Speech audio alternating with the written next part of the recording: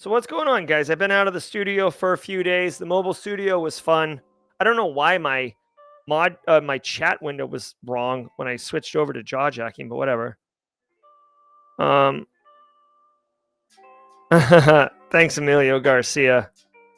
Guys, how's everything going? I had a great trip to Phoenix. Rob Cooper, Simply Cyber community member, he and I went literally for tacos and drinks between my speaking engagement and getting on the plane. Super smooth travel yesterday. I was super pumped. I watched Oppenheimer on the flight. Finally, I know the Oppenheimer Barbie was like the big deal last year. I just don't move that quick. Zach Morrison says he took his Sec Plus last week, but failed. Unfortunately, it was a lot harder than I thought, but we all are learning from failing. Yes, sir. Tough break, Zach Morrison, but I love your perspective and wish you the very best on your next one. Zach Morrison, want to just point out, and this is for everybody, on Thursdays, Jesse Johnson is doing the Slay Security Plus live streams. That is a really community-driven live stream around helping people kick butt on the Security Plus exam. So definitely, Zach, if you don't know about that, go check it out. And for everybody else, if you don't know about it and you're studying or considering studying the Sec Plus, definitely want to take advantage of that. Yeah, I know the chat's smaller. Here, I can... Hold on one second. I don't know why. Here, let me do this. I'm gonna have to cut it off. That's the thing. All right, here we go. Doink, doink, doink. Ready? Here we go.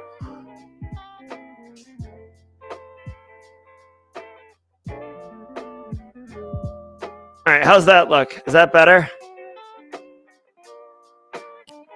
Let me know if that looks better, everyone. All right. Hold on. I saw some questions coming into chat now. Space Taco says, Jerry Guy, how was your speaking adventure? How'd it go? It went really good, guys. So a couple things. One, I was in Phoenix speaking at a health insurance forum summit type conference. Met some great people, decent food. And I actually attended an AI and healthcare talk. John Hammond dropped a video on Apex Legends hack. That'll be good. I'll definitely watch that. An AI and healthcare talk. Let me just share with you one of the really wild observations that came out of this. So check this out. Imagine, if you will, a physician who has a piece of technology that will scan a patient's insides, and the medical device manufacturer says that there's AI in it, and they assert that it is diagnostic, meaning that the AI can diagnose the patient. Well, it's looking for, let's say, cancer, okay? Or whatever. And the AI says, yes, this patient has cancer. And the physician is just deferring to the AI and saying, I agree with the AI, okay? What are your thoughts on that? Well, obviously, you might say, wait a minute. So if it says there's cancer, or let's say it says there's no cancer, and the physician just blanket approves, the physician's on autopilot approving it because AI says it, but then it turns out that it was wrong, right? The patient actually does have a medical condition. It is not caught. It worsens. Is there medical malpractice there? And who is responsible? Is the physician for being on autopilot, or is the AI for getting it wrong? Okay, now that seems like a pretty straightforward conversation. However, what if the physician is paying attention and says, no, the AI says, yes, there is in fact a problem here. And the physician is doing their job and they say, no, there's no problem here. Now go forward, and there really is a problem. Is the physician liable for malpractice because they didn't catch it? And the argument in court would be, well, ladies and gentlemen of the jury, the AI saw it, the technology saw it, and despite that, the physician still declined, right? Or the physician agrees with the AI and the AI was wrong. So now the AI is wrong and the physician's wrong. So the physician had a professional requirement to be that last line of defense. Basically, what it boils down to is with AI technologies, there's these unexpected consequences of how implementation is going to be perceived in healthcare, because the physician is screwed if they disagree with it and it was right, and they're screwed if they agree with it and it's wrong. Very, very interesting conversations. All right, so John Hammond dropped this video 10 minutes ago. I'll drop it in chat. John Hammond always dropping good content. I look forward to watching that myself.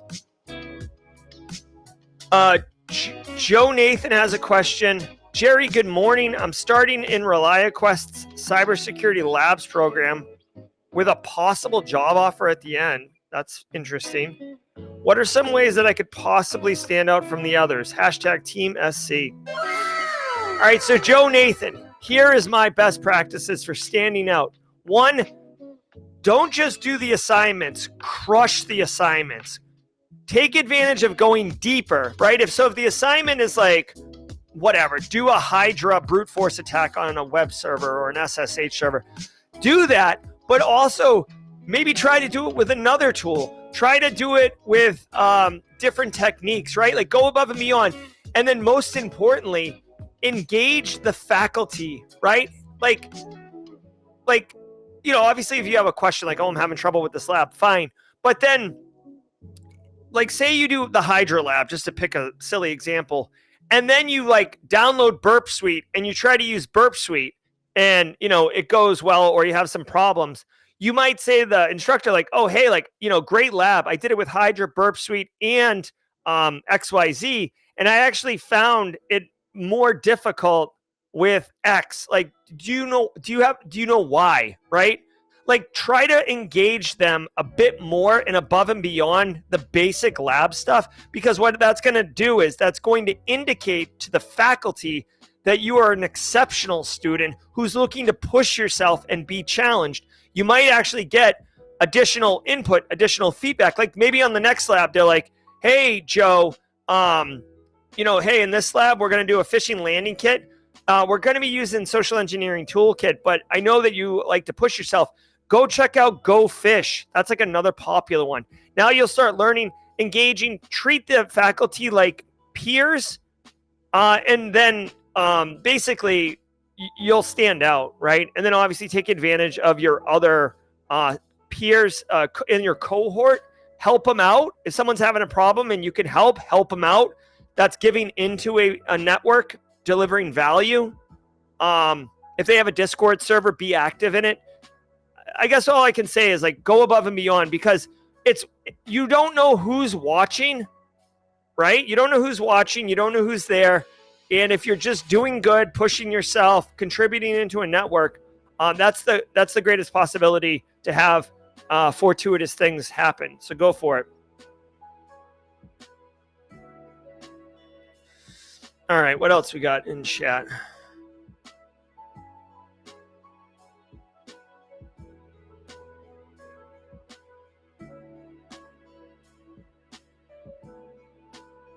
A lot of people talking about the AI stuff. What's up, Viper Nihil? Zap is ugly. I agree with that. I might take a nap today, guys. I might take the old 12-to-1 nap. Normally, I try to squeeze a run in. Oh, by the way, I ran in Phoenix. Gorgeous. Or Scottsdale. So Matt Millen, to build on what I said, says to Joe Nathan, all the things he's talking about help show your passion. Yes, when hiring, I look for passion over experience. 100%. All right. What's up, Michael Jordan, Passive Observer? Good to see you. Michael Jordan. Michael Jordan? Yes, sir. Welcome to the party, pal. Welcome to the party, pal. Michael, just between me and you, was it gambling that got you banned from the NBA for a season? I'm just joking. All right. Today is a nap day. Guys, what's going on? Can I answer any questions? AMA style. I sent a post out on social media and on YouTube around some Simply Cyber community updates. Hey, if you are in the low country area of South Carolina, and you're still on chat right now, please go check out the Simply Cyber Community local meetups channel for the Low Country one. Me and Casually Joseph are planning a Charleston, South Carolina Simply Cyber Community meetup on April 3rd. It will be at a brewery. There'll be beers and there'll be heavy hors d'oeuvres or heavy hors d'oeuvres, and it'll be good. And if it's just me and Casually Joseph, bring your laptop and we will magic the gathering. But if a lot of people come, we can have good conversations, good discourse. Gary, what's your question? Ask it again. I'll answer it. Just copy and paste it into chat. So let me know if you're there if you're going to be coming. The place that we're at asked for a head count. So I'm trying to give them a rough estimate. I'm not trying to push FOMO onto Justin Gold right now, but we will be doing all the things South Carolina there. Cybertron, 5 hours is a long way to go for a beer.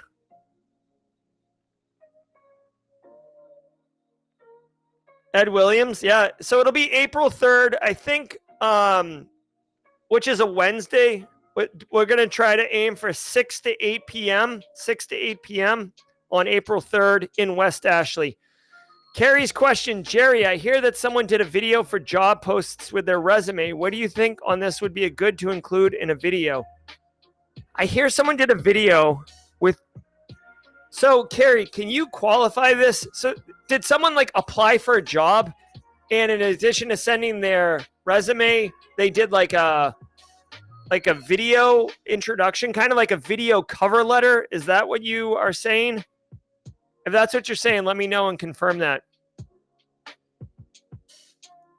Matt Millen. Actually, we could get Brandon Poole. See, the thing is, Brandon Poole's got he's got a baby in the family, like a young one now. Congratulations, Brandon Poole. So I don't know if a midweek 3-hour drive is in the cards, because he would have to drive.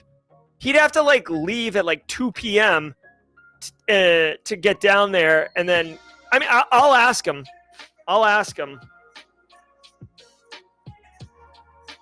It's on my to-do list now, Matt Millen, so we'll find out. I actually pinged John Hoyt about setting up an upstate Low Country. An upstate Simply CyberCon. So Carrie says, Jerry, what do you think about using a video with resume trying to get hired? Okay, so I love this idea, Carrie. Okay, Loom, Loom, Loom technology. Can I share this on screen? So looms, you can get 25 looms for free.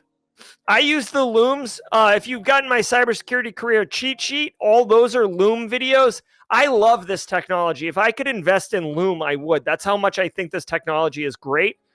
And you can just drop a URL in. I think using a Loom video as a cover letter is an excellent idea, Carrie, to stand out and distinguish yourself. Now, if you're going to do that, I think of it as shooting your shot. All right, Carrie? So what I would say is maybe not have a script, but know what you're going to talk about.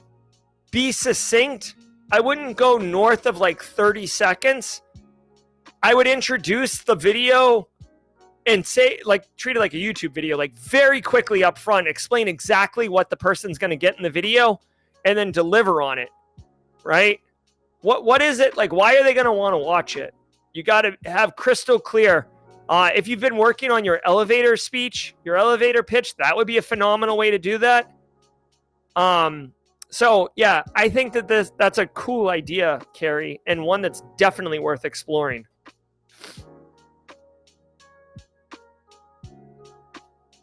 Oh, that's cool, Matt Millen. Matt, if you can come down too, that'd be cool. What's Loom?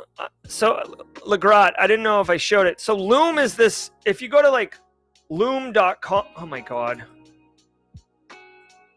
If you go to loom.com, you'll see it. But basically, you can very quickly record your camera and your desktop really quickly. In fact, I think, if I'm not mistaken, in the GRC Analyst Masterclass, I recommend using Loom to film your information security awareness videos.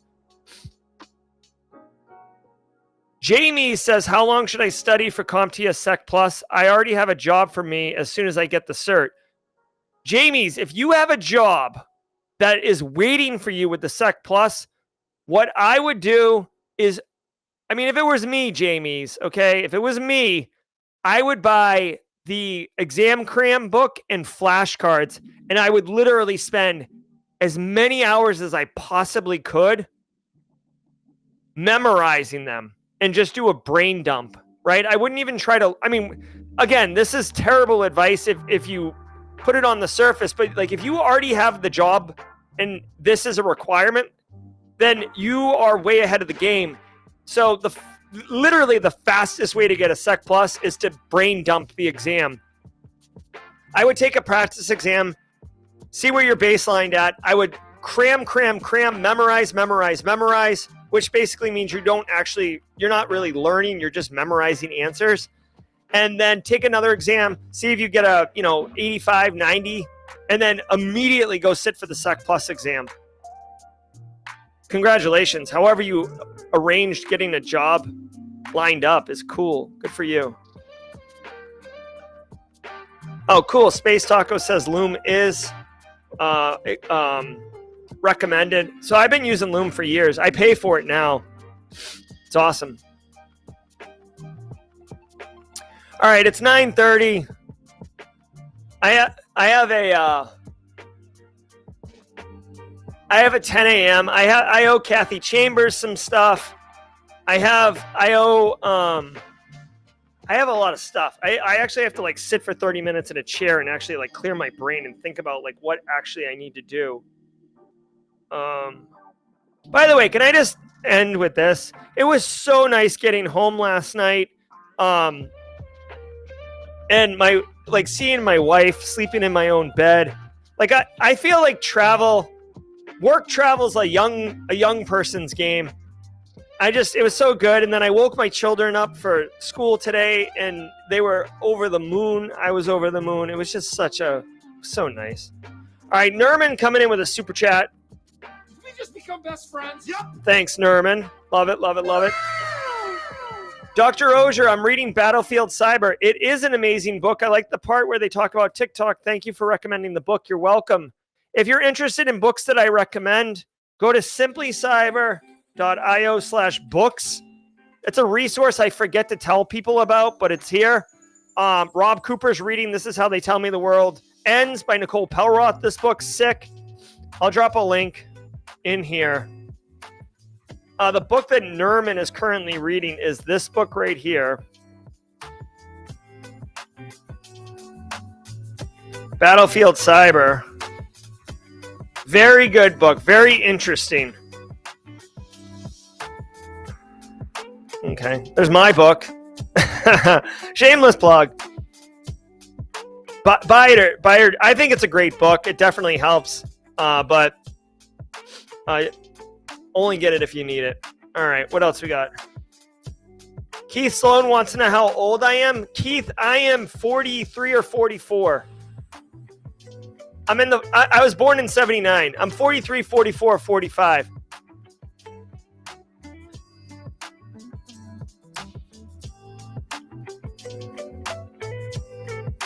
I think I turned 45 this year. So I'm 44. I swear to God, I don't know if other people like this, but at a certain point, you just stop keeping track. I have to do the math. Oh no, Keith left his coffee on the coffee maker. Got to get that coffee. It was nice to get back into the French press, by the way. I'm 44, confirmed by BSEC. Phil Stafford's 44. All right. Woo-woo. Love it. Nah, Keith. I'm just young at heart. Micah Romaine, 1979. Matt Millen, 44. Well, maybe we've just... Guys, maybe this is like this is a 44 party. Space Tacos 51, straight crushing it. Richard Clark, Fifth Domain, recommended by Gary Sturgiadis. I feel like Christina Palika also recommended Fifth Domain. This is defending our country, our companies, and ourselves in the age of digital cyber threats. I haven't read this one. I put it here because I'm almost positive Christina recommended it.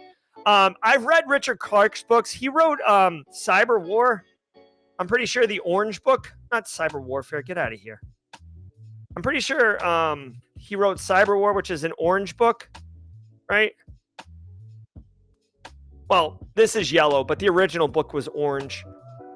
I'm almost positive I read it. And by the way, I'm so anal that I want to prove that there's an orange book. There it is. Like, I don't want you guys to think that I'm lying. I have the orange one. All right, so that Richard Clarke, demonstrated. All right, for all the youngs in here, Casually Joseph, funny talking about getting out of here before the knitting needles are broken out. Nice. All right, guys, just remember that April 1st, April 1st's April Fool's Day. We have a special daily cyber threat brief episode. If you were here last year, you know what it is. And if you're here for the first time this year, you're in for a real treat. We do some fun stuff on April Fool's Day.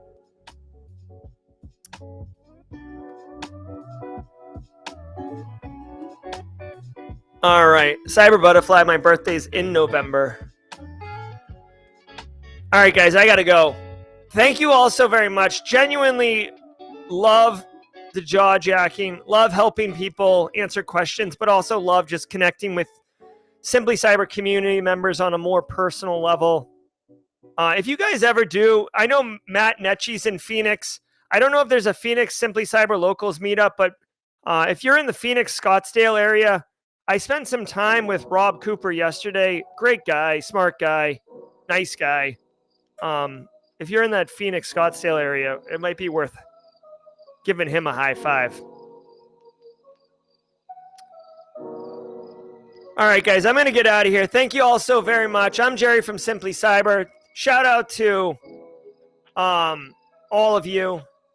Stay tuned. Hey, by the way, just leave you with this last thing. I've got a call with Black Hills at 2 p.m. today to talk about that GRC t-shirt collab for the Spearfish store. So ask me tomorrow for details on that. I'm Jerry from Simply Cyber. Thanks, everybody, for working with me as we kind of grind through this re-entry Wednesday. Till next time, stay secure. I hope you enjoyed the Jaw Jackin. Be sure to check out the Simply Cyber Daily Cyber Threat Briefing happening every single weekday morning from 8 a.m. to 9 a.m., where you can get the top cybersecurity news stories of the day, network with other professionals, and then stay for the Jaw Jackin just like you saw. I'm Jerry from Simply Cyber. See you in the next one.